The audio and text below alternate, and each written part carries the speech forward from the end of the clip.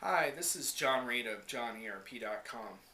I've been really looking forward to this little video series here for a while, and it's about Facebook, and it's about why I think Facebook basically sucks for small businesses. I'm going to officially use the word stinks so as not to offend people with coarse language, but I really think it pretty much blows. And I have to admit, I have a lot of hostility towards Facebook in general. And I'm going to try to not allow my general hostility to get in the way of making a compelling argument for why I think Facebook, for small business in particular, is wildly overrated. So I'm going to do a little video series on that topic. Now, before I begin, I guess I should say that my personal experiences on Facebook that have been negative relate to some of the problems I think that are there on the business side, which is that Facebook is trying to be a lot of different things, and when you have intense personal interactions going on the one hand, and then you have business agendas on the other, I think that can be a lot to juggle. And everyone always tells me, well, with your privacy settings, you can do this, that, and the other. Well, that's great, but you know, I've even seen situations of family members having political squabbles on pages and such. And I just think Facebook creates challenges. And so on the personal side, that's a whole different discussion as far as why I think it's really much more of a mixed bag. Then also, I think people, they just get so emotional about how much they love Facebook, and it kind of drives me batty because I see Facebook as a company with a pretty malevolent agenda around privacy, and I think people have made an emotional attachment to an organization that I don't think deserves the trust. But putting all that aside, let me just talk with you about business for small business and Facebook. I just sat through a webinar on this topic, and I'm not going to call the specific companies or people out because I really don't want to do that. It's not about them. It's more about why I think Facebook really stinks for small businesses. And that's because primarily what we're talking about is fan pages and using fan pages for small businesses. And there are a few other things, but let's just hone in on that for a little bit. Now, during this so-called, you know, webinar and getting the most for Facebook for small businesses, one of the things that was emphasized was, you know, every small business should be on Facebook. Well, I definitely don't agree with that. It's funny because almost all the examples used in the webinar once they got started were either of celebrities who have millions of fans or huge businesses like Coca-Cola or Dunkin' Donuts. Now, if I were a corporate advisor to Coca-Cola or Pepsi or whatever, I would say absolutely have a fan page. For whatever crazy reason, people are really into being fans of the big brands that they like. I'm not so much that. I can't even think of I'm not a fan of any of the big brands on Facebook. I can't even think of why I would. But I guess some of the brands, they've been pretty clever about like coupons and discounts and giving people reason to join. Um, and let's just say, though, that you are a smaller business. Now, the first problem is the fan language itself. Like, I don't really want fans, for example. Like, the problem with fans is, like, okay, like, I don't want someone to just follow me blindly. I want critical thinkers.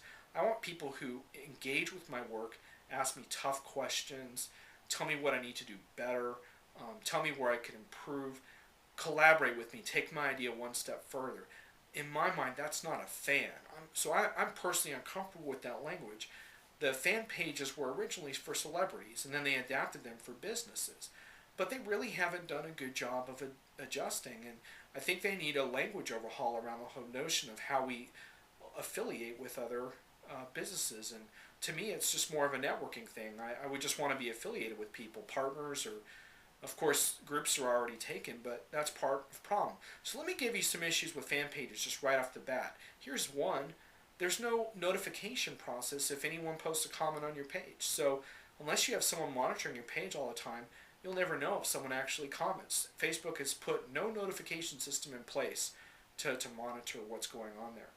Number two, Facebook groups have some of the good functionality that fan pages do not.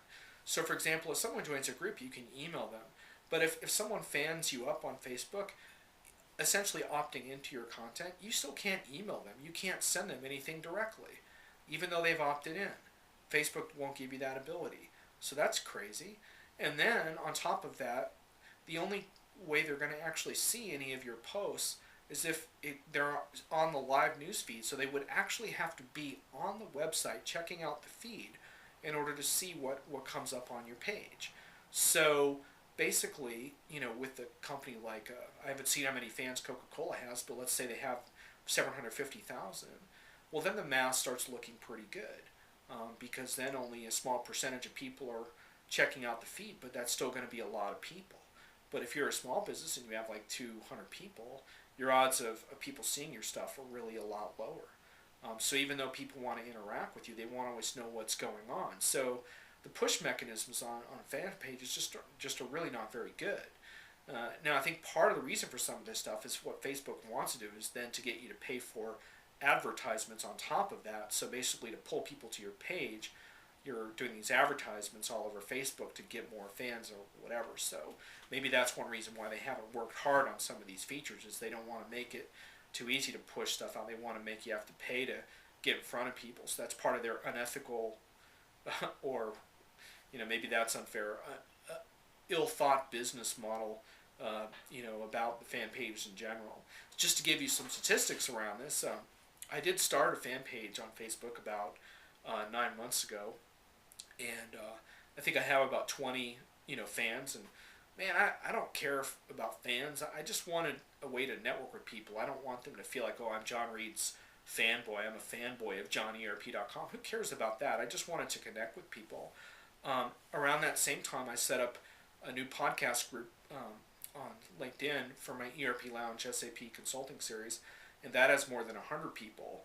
During that same time, I had a consulting skills group on LinkedIn for SAP that grew about 250 people in membership over the same period of time as the Facebook fan page did. So LinkedIn, even though LinkedIn groups have their own series of problems and limitations, tend to be a lot more effective for a lot of business context than Facebook. Now, admittedly, it does depend a little bit on what your business is, and I can totally see why fan pages work for people who are really more in the entertainment field. And once you start getting numbers in the thousands, it all kind of starts to make a little bit more sense. But I just think that people have really overrated Facebook as a business channel for smaller companies.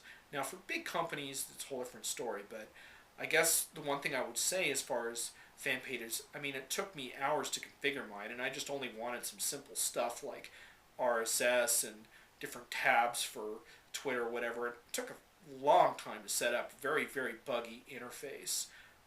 Not a good interface at all, in my opinion.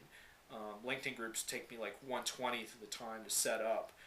But I still mostly say to people, if you're creating content, then yeah, go ahead and create a fan page. Like, for example, my fan page automatically gets refreshed with all my new blogs and podcasts and tweets and such. So, I don't have a problem with the fact that it's there.